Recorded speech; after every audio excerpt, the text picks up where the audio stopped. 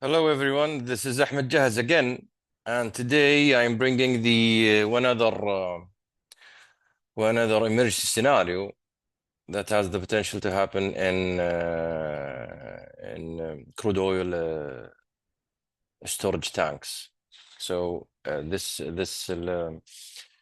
event is associated with most commonly associated with crude oil storage tanks, and has the potential to happen also in other hydrocarbon products. There are some kind of heavy fuel oils also, and diesel tanks. So what's the scenario for today? The scenario is the boil over event. So the boil over event is a phenomena that has the potential to occur in crude oil storage tanks, especially when actually it happens when an open tank fire occurs, and the fire, the full service fire of the tank occurs, and the fire was left to burn unattended for some time, considerable amount of time. We're talking about hours, okay, without any kind of cooling event or any kind of mitigation done by either the facility or the emergency responders. So fire will happen for any reason on the top of the storage tank. Most likely an explosion will occur, and the explosion will result in the roof of the tank will be either blown off or sink. And a fire will continue on the top of the crude oil or the flammable combustible liquid stored in the tank. The fire will cause the layer of liquid beneath the surface of the tank to heat, and to heat above the boiling point of water. So above, it will heat up, and the temperature will reach 100 degrees Celsius and above. This hot layer will travel downwards.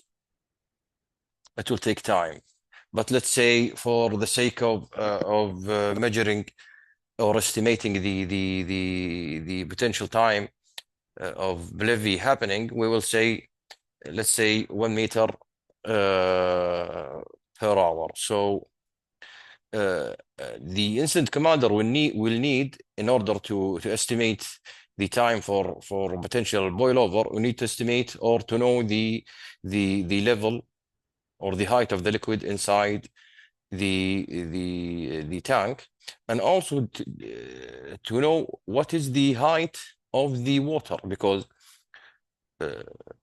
crude oil tanks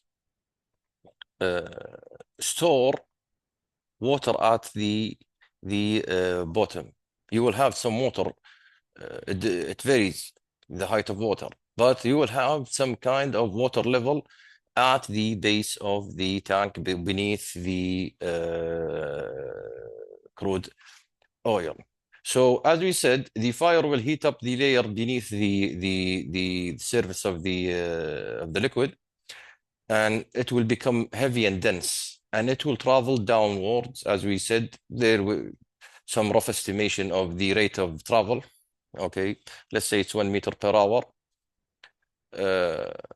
And it will eventually reach, after several hours, it will reach the water level beneath at the bottom of the tank. That hot layer, which is very hot, will superheat the layer of water at the base, and the water will be boiled and evaporated and pushing the liquid and the burning surface outside of the, as you can see below, outside of the containment or outside the tank in a violent manner. And believe me, this is a violent and a situation that you don't want to ever experience. So, an incident commander or the emergency responders must know or must seek the information or must obtain the information pertaining to the height of the liquid inside the tank, and to know also and gain the information regarding the height of the water. Let's say the height of the liquid is 10 meters and the height of the water is 2 meters. We need to subtract, and we come up with the 8-meter level of the actual liquid burning, and multiply this one by 1 hour, 8 meters by 1 hour. It gives us, we will estimate, just an estimation, just for the sake of the discussion, 8 hours until this hot layer reaches the water level. So 8 hours is, we need to either extinguish the fire and cool down the tank before the 8 hours are completed.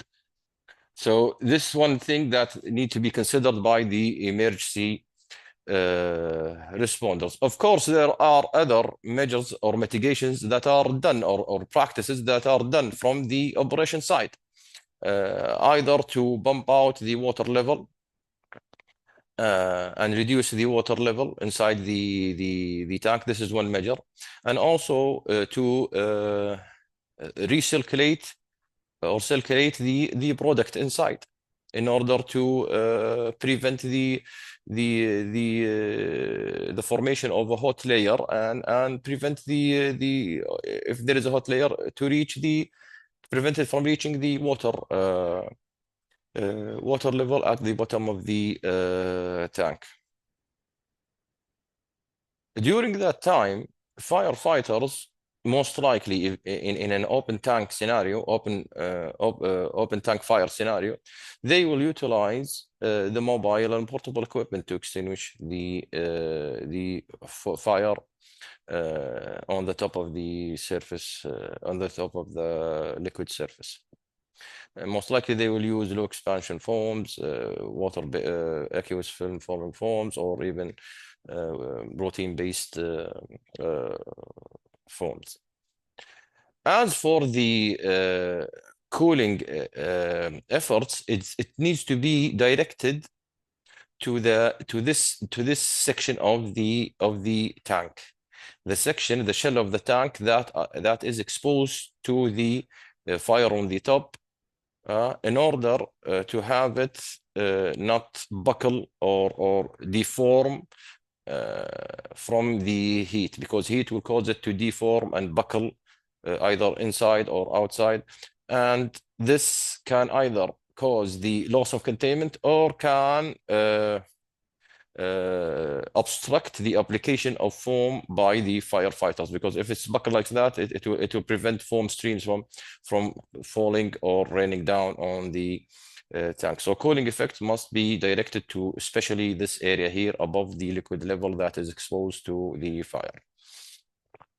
Okay, and all of these need to be pre-planned. All of these activities must be pre-planned. Either the activities that have been done by the firefighters or the emergency responders and the facility operators. They need to have it coordinated, pre-planned, coordinated. They need to know the appropriate sequence. They need to have some kind of unity of command.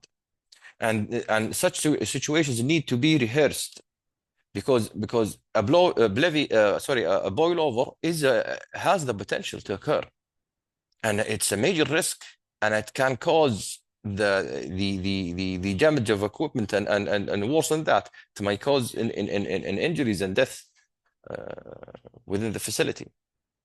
So that's my take on the boilover. Hope you find it useful. And if you did so, please share this video and give us a like, drop a comment at the comment section. I would really appreciate your feedback, and subscribe to the channel. Thank you very much.